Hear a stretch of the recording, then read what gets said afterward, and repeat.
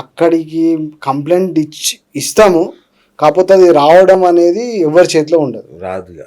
Cyber క్రైమ్లో ఇప్పుడు for example ఒక ₹1,00,00,000 పోయినాయి, లేకపోతే 50 లక్షలు పోయినాయి, 30 లక్షలు పోయినాయి, కంప్లైంట్ ఇస్తారు.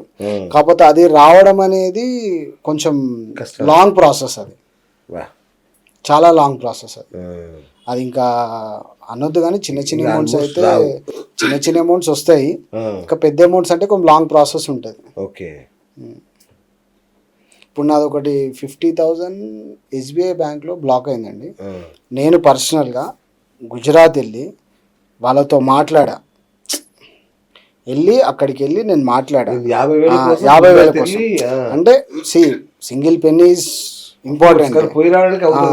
పోయి రావడానికి నాకు ఒక 10,000 అయింది, ఫ్లైట్ టికెట్స్ ఒక 10-15,000 నాకు ఖర్చు అయింది. కాకపోతే నాకు స్టాఫ్ అంటే నాకు ఏమైందంటే ఒక 2 years back first time block అయింది అనమాట.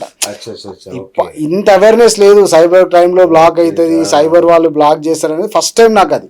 అందుకు నేను వెళ్ళా, అసలు ఎందుకు బ్లాక్ చేస్తారు భయ్, మీకు ఏం అవసరం నా అమౌంట్ నా అకౌంట్ మీరు బ్లాక్ చేయడానికి, మీరెవరు అని ఆ ధైర్యంతో వెళ్ళినా. అప్పటి వరకు తెలియదు కదా ఈ సైబర్ క్రైమ్ అనేది ఒకటి ఉంది, ఇట్లా అకౌంట్లు బ్లాక్ చేస్తారు, హోల్డ్ చేస్తారు అని నాకు ఐడియా లేదు కదా. అక్కడికి నేను వెళ్తే ఎవడైతే కంప్లైంట్ ఇచ్చిండో వాడి 7 లక్షలు పోయినాయంట.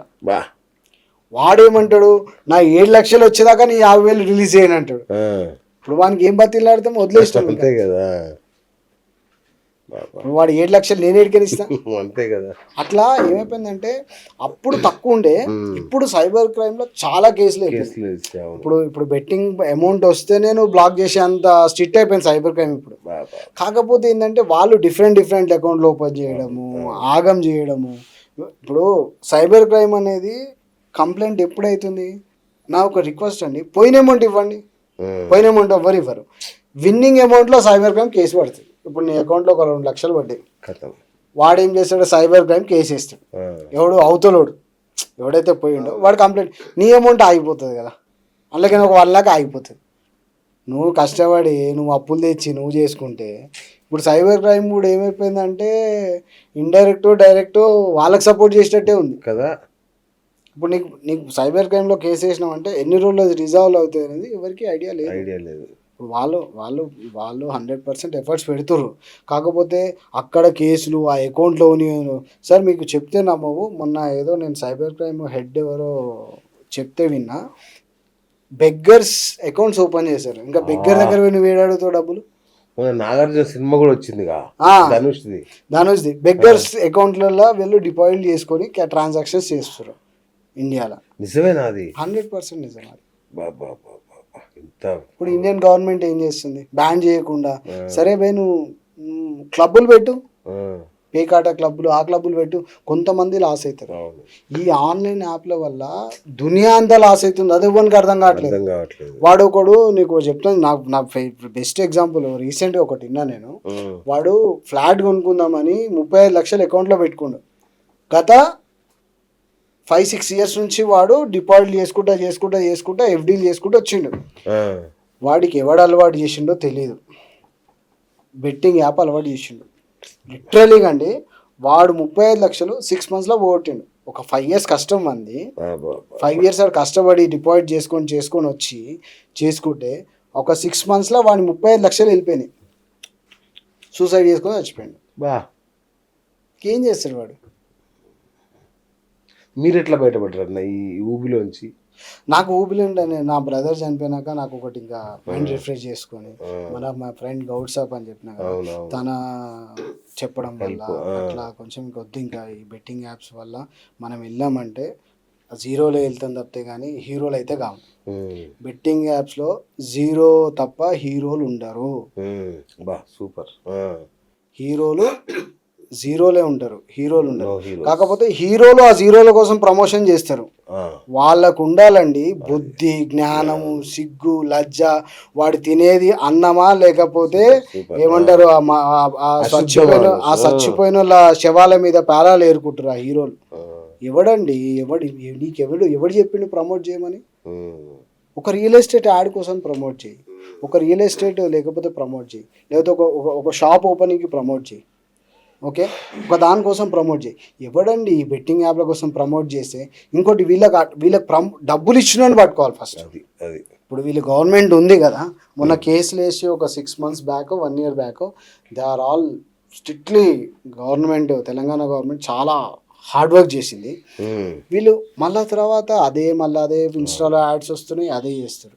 అవునన్నా, మరి తెలంగాణలో బ్యాన్ అంటున్నారు, ఎట్లా ఓపెన్ అవుతున్నాయి? ఇక్కడ ఓపెన్ కాకూడదు కదా. అవి ఇండియన్ యాప్స్ కదా, తెలంగాణ యాప్కి సంబంధం లేదు కదా. అచ్చా. ఇప్పుడు త్రూఅవుట్ వరల్డ్ ఉన్నాయి అవి. అంటే రీజియన్ లో ఓపెన్ కాకూడదు కదా, అట్లా ఉండదా? అది ఉండాలంటే అది చాలా కష్టం అండి. ఎక్కడ నువ్వు ఎన్ని సైట్లు బ్లాక్ చేస్తావు, ఎన్ని ఏం చేస్తావు చెప్తున్నా కదండి. ఆడ నేను డిపాజిట్ చేస్తే కిరాణా జనరల్ స్టోర్కి పోతుంది. ఎవడాడు కిరాణా జనరల్ స్టోర్ ఏడికని వచ్చింది ఈ యాప్లో. అంటే అట్లాంటి అకౌంట్లు తీసుకొని వాళ్ళు డిపాజిట్ చేసుకుంటారు. ఇప్పుడు కరెంట్ అకౌంట్, ఇప్పుడు ఒక కంపెనీకి మనం ట్రాన్స్ఫర్ చేస్తున్నాం. బెట్టింగ్ యాప్ అంటే ఒక ఏమంటారు కరెంట్ అకౌంట్ ఉండాలి. ఆ కరెంట్ అకౌంట్ వాడు 100 చేంజ్ చేస్తుండు. మీరు ఇంకెక్కడ వాడు డిపాజిట్ చేస్తే కిరాణా జనరల్ స్టోర్ వస్తుంది, శారీ హౌస్ అని వస్తుంది, ఇంకోటి ఏంది మన గ్రాసరీస్ అని వస్తుంది. అరే ఎవర్లా మీరంతా ఏడికని పుట్టిర్రా? ఆపోని అకౌంట్ ఇవ్వండి రా, వాన్ అకౌంట్కి ట్రాన్స్ఫర్ చేస్తాం. నేను అదే అంటున్నా సార్, మీరు 100% యూపీఐ ట్రాన్సాక్షన్ బంద్ చేస్తే మీకు 0.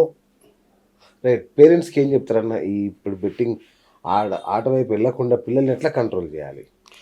కంట్రోల్ అంటే అండి మీరు మానిటర్ చేయాలి, పిల్లల్ని మానిటర్ చేయాలి. పిల్లల్ని అట్లీస్ట్ ఒక మీకు డే కాకపోయినా 1 week ఒకసారి, 10 daysకి ఒకసారి, లేదంటే మంత్కి వన్స్ అన్న వాళ్ళు ఏం చేస్తారు. ఇప్పుడు మీరు ఒకటండి, మీరు మానిటర్ అంటే ఏం లేదు, ఫైనాన్షియల్ మానిటర్ చేయాలి. కరెక్ట్. ఫైనాన్షియల్ మానిటర్ అంటే నా కొడుకు, నా కూతురు, లేకపోతే నా వైఫ్, నా హస్బెండ్, ఓకే, సొసైటీలో ఉన్న వాళ్ళంతా వీడు డబ్బులు ఏం చేస్తాడు. నేను పాకెట్ మనీ ఇచ్చినప్పుడు స్టూడెంట్స్ కూడా చాలామంది ఎడిక్ట్ అయిపోయారు. అర్థమైతలేదు వాళ్ళు ఎక్కడి నుంచి డబ్బులు వస్తున్నాయి. వాళ్ళు ఒక 5,000 10,000 పాకెట్ మనీ ఇస్తే వాడు రమ్మీ యాప్లో వేస్తాడు, లేకపోతే ఈ బెట్టింగ్ యాప్లో వేస్తాడు. అది కంట్రోల్ చేయాలి. ఇప్పుడు నువ్వు ఒక 10,000 ఇచ్చినావు మీ అబ్బాయికి, 10,000 అడుగు. ఒక 2 days తర్వాత 3 days తర్వాత ఏం చేసినావు ఈ 10,000 అంటే వానికి ఒక ఇండైరెక్ట్గా వానికి ఒక రెస్పాన్సిబిలిటీ వస్తుంది. 100% రెస్పాన్సిబిలిటీ ఎందుకు వస్తుంది? అరే మా ఫాదర్ అడుగుతుండు, మా మదర్ అడుగుతుంది, నేను ఈ డబ్బులు ఏం చేస్తున్నా అడుగుతుంది, నా చూడండి. మీరు వీక్లా ఒకరోజు మీ అబ్బాయి ట్రాన్సాక్షన్ చూడండి, వాడు ఏం చేస్తుండు. ఇప్పుడు అంతా ఆన్లైన్ ఫోన్పే, గూగుల్ పే ఉంది కదా. మీరు ఒక్కసారి 1 weekలో ఒక 1 hour టైం తీసుకొని వాడి ట్రాన్సాక్షన్ చెక్ చేయండి.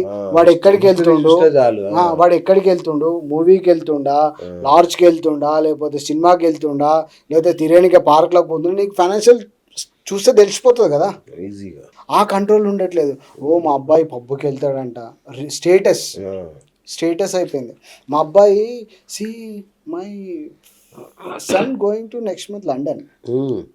What he is doing in London? వాడు 10th class 11th class ఉంటాడు, లేకపోతే ఒక డిగ్రీ ఏదో పాస్ అయి ఉంటాడు. వాడు లండన్లో పోయి ఏం చేస్తాడు?